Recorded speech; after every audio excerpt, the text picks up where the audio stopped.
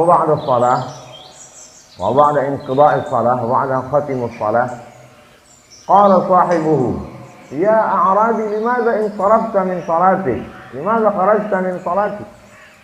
فقال الأعرابي انصرفت من صلاتي خرجت من صلاتي لأن الفيل أكبر من البقر. Kumaha itu udah mah?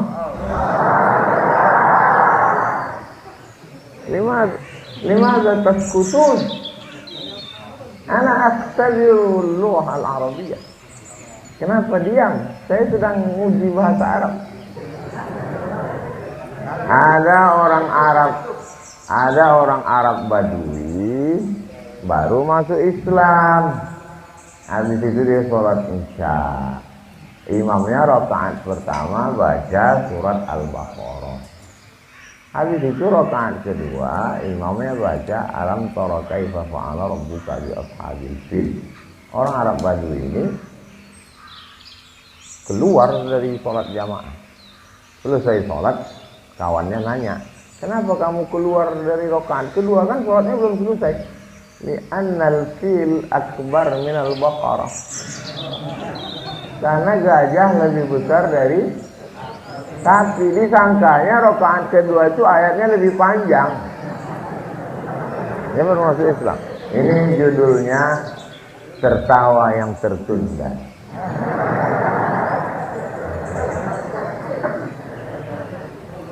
Kisah itu disebutkan dalam buku Al-Hamqa wal Mughaffalin. Hamqa orang dungu, Mughaffalin orang bego. Jadi jangan sangka kiai, ajengan, guru itu bawaannya serius. Seolah-olah dia sedang di depan api neraka jahanam. Nabi juga ada bercandanya, tapi tidak bohong, tidak boleh dusta. Nabi itu juga bercanda. Hatta badat nawajizuhu. Nabi tertawa hatta sampai badat kelihatan nawajizuhu, gigi gerahamnya. Tertawa sampai nampak gigi geraham. Gimana sih tertawa sampai nampak gigi geraham? Sekarang nggak bisa pakai masker. Suatu ketika ada orang, ya Rasulullah, halaktu, aku binasa ya Rasulullah. Kenapa kamu binasa? Mohon maaf. Saya berhubungan dengan istri saya di siang Ramadan ya Rasulullah. Orang yang berhubungan di siang Ramadan dia mesti puasa syahraini mutatabi'aini, puasa 2 bulan berturut-turut. Kata Nabi, kamu mulai ulangi puasamu 2 bulan berturut-turut. Kata dia, sedang sebulan aja saya nggak tahan, apalagi 2 bulan. Kalau begitu kamu mesti sedekah fakir miskin 6 orang, 60 miskina. Kata dia, aku pun fakir miskin ya Rasulullah. Lalu Rasulullah SAW mengambil kurma, makanan pokok mereka waktu itu kurma, diberikannya ke orang ini. Ini aku bagi kurma, kamu pulang ke kampungmu, bagikan ke orang yang paling miskin di kampungmu. Kata dia, akulah yang paling miskin di kampung itu ya Rasulullah. Tertawa Nabi, kata Nabi, pulang kasihlah ke istrimu. Jadi Nabi itu dakwahnya lembut, penuh dengan kesantunan. Ada masanya dia marah, sampai dia berkunut 1 bulan, kunut dengan laknat. Allahumma la'an bani fulan, Allahumma la'an ri'ali, Allahumma la'an usayyah, Allahumma la'an. Ketika dia kirim da'i itu dibunuh. Maka Nabi baca kunut nazilah 1 bulan. Ya Allah, laknatlah bani ri'il, laknatlah bani zakwan, laknatlah bani usayyah. Tapi kalau dalam keadaan tenang, Nabi tidak seserius itu, guys.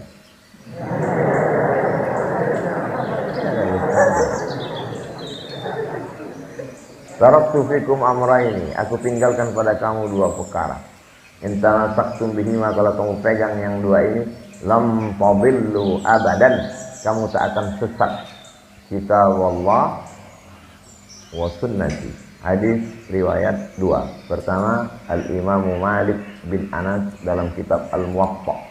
Yang kedua, Al-Imam Al-Hakim dalam kitab Al-Mustadrak.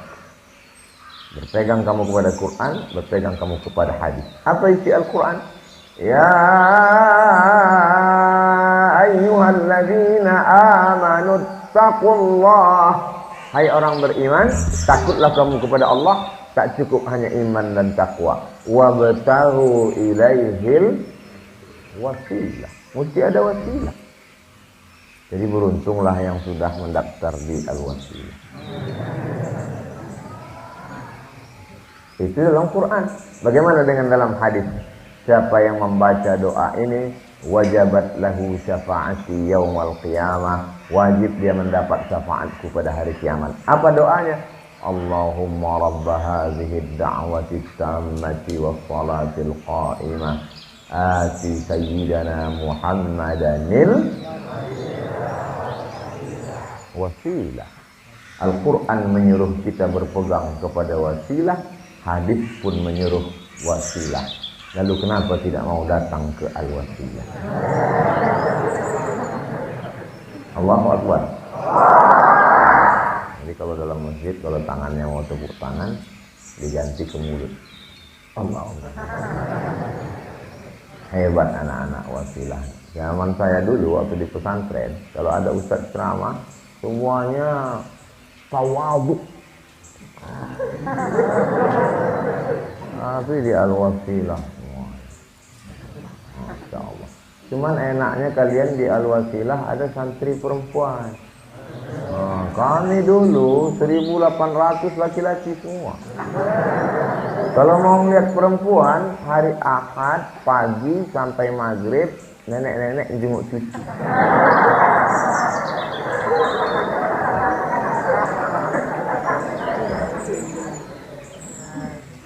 Kalau mau lihat tiap hari ada di dapur tukang masak. Jadi Al-Wasilah nih Masya Allah, bangunannya cantik, adem, sejuk, rapi, makanannya enak. Jadi bersyukur kepada Allah. Cara bersyukur kepada Allah, belajar yang serius bahasa Arab, hormat ke kiai. 6 tahun tamat dari Al-Wasilah, dapat beasiswa ke Harvard University. Dapat beasiswa dari ke McGill University Kanada. Dapat beasiswa dari ANU. ANU itu apa Pak Ustaz? Australian National University. Loh, kok nggak ada yang ke Mesir Pak Ustaz? Anak pesantren ke Mesir biasa deh. Kira-kira kalau anak wasilah ini tamat pesantren Al-Wasilah ikut tes polisi, lulus nggak Pak Kapolsek? Lulus ya Pak Kapolsek? Dites dulu. Dites. Kamu mau jadi apa? Saya mau jadi angkatan laut Pak. Bisa berenang? Enggak. Pak lulus gitu. Oh, anak pesantren cerdas. Jadi saya ikut angkatan laut nggak lulus karena nggak bisa berenang. Iya. Itu angkatan udara nggak bisa terbang lulus.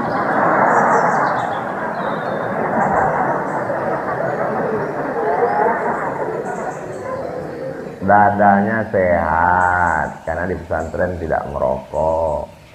Yang di luar cabut. Perempuan jilbabnya panjang, bajunya panjang. Mereka di luar sana cabut, main ke mall, pacaran, hancur babak belur. Tapi kalian terjaga, terpelihara. Bersyukur, doakan pendiri pondok. Setiap sholat, pondok ini menjadi pondok yang menjadi tujuan anak-anak umat Islam. 200 santrinya bisa ditanggung gratis makan, minum. Di tempat lain batuk aja bayar. 3 lagi. Kalian bisa luar biasa. Maka bersyukur, ini nikmat besar. Wa amma bi ni'mati rabbika fahadits. Nikmat. Pergilah kalian ke kota-kota besar, Jakarta, Bandung, Surabaya, Bogor, di lampu merah orang jualan tisu. Mereka jualan tisu bukan mau beli mobil, bukan mau kaya, mau makan. Tidak bisa sekolah. Kalian bisa sekolah, syukur. Ini anak-anak sudah bersyukur Pak Ustadz. Alhamdulillah. Yang sudah diceramai tidak juga bersyukur, ikat, campakkan ke laut. Tak ada guna dia hidup buat semak-semak dunianya. Sadis Ustadz ini ya. Itu tidak sadis, itu namanya memberi motivasi. Saya kira pesantren Al-Wasilah tak punya masalah. Masalah dia adalah terlalu banyak yang daftar. Sampai dia tidak punya tanah. Maka hai tuan-tuan baron, tuan-tuan pakur yang banyak punya tanah. Emangnya kau mau mati ruang kuburmu selebar lapangan sepak bola? Serahkanlah tanahmu ke pesantren Al-Wasilah, supaya kau mendapat amal jariah mengalir.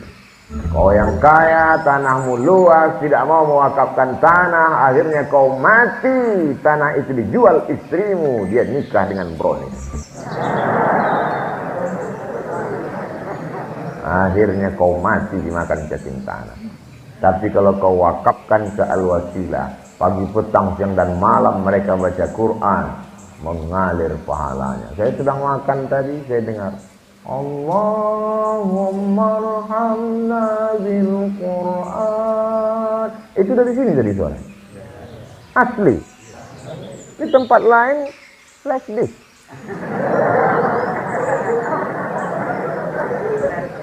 Luar biasa. Makanya nanti kadang kita di masjid-masjid itu Sallallahu ala Muhammad. Begitu saya masuk ke masjid, ternyata sound system pakai CD diambil dari YouTube, tapi di Al-Wasilah asli live. Luar biasa, adem, tenang, sejuk. Padahal orangnya ramai. Biasa kalau ramai ini panas, sejuk, habis hujan. Masya Allah. Cuman Qurannya berantakan, berserak.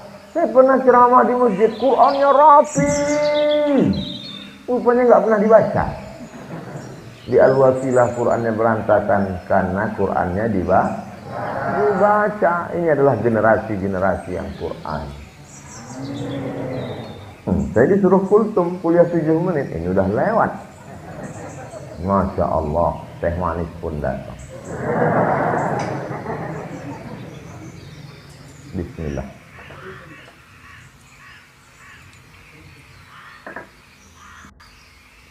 Kenapa di Jawa Barat itu tehnya tidak dikasih gula? Why?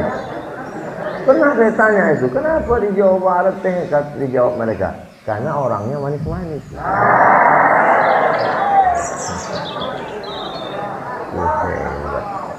Masya Allah. Nanti sebelum diupload ke YouTube, yang bagian tadi dipotong. Takut ditonton istri saya.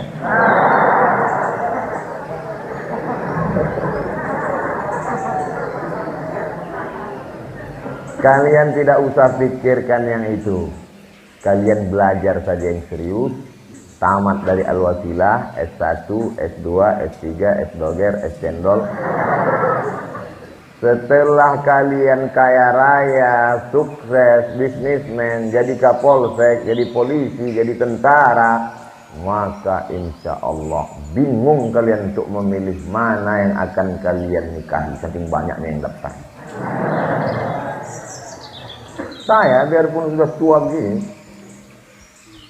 pasti banyak tuh yang nulis di komen-komen, Ustadz jadikan aku yang kedua kan? Padahal saya udah nikah, padahal saya sudah tua.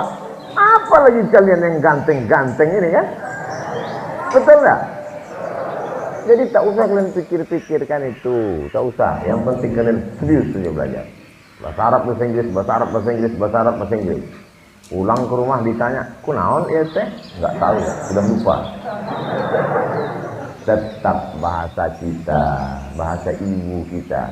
Jangan pulang kampung bicara dengan orang kampung pakai bahasa langit. Pulang dari pesantren ceramah dalam rangka dekadensi meningkatkan prestasi, maka kita perlu kolaborasi. Apa lagi? Bicaralah dengan orang kampung dengan bahasa kita, berdialog dengan kita. Saya sebetulnya di mana-mana kalau saya ceramah saya tidak pakai kursi, saya berdiri supaya tidak merasa ada kiai ajengan yang tidak kita hormati. Lalu kenapa hari ini Ustadz duduk? Kursinya lembut.